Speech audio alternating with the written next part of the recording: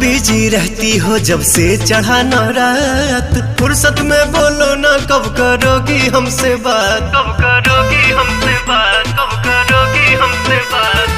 हरदम बिजी रहती हो जब से चढ़ा न रात, फुर्सत में बोलो ना कब करोगी हमसे बात। मगन हो किस मस्ती में थोड़ा हम पे ध्यान भी दीजिए। बलम जी नौ दिन नवरात्र में डिस्टर्ब न कीजिए।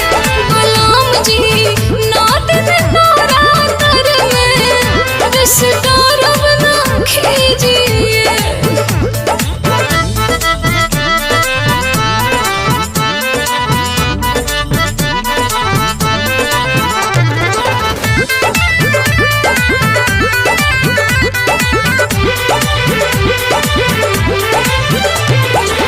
जानता हूँ बेबी देवी माँ की भगतीन हो, 9 दिन मैया में रहती मलीन हो। जानता हूँ बेबी देवी माँ की भगतीन हो, 9 दिन मैया में रहती मलीन हो। कलश धराई घरे करो तनी पाठ जी, बारी धूप दिया पिया दी रहो साथ जी। कभी कभी मिल जाए मौका मेरा हाल भी लीजिए। बलम जी 9 दिन नवरात्र में डिस्टर्ब न कीजिए। बलम जी 9 दिन नवरात्र में डिस्टर्ब न कीजिए।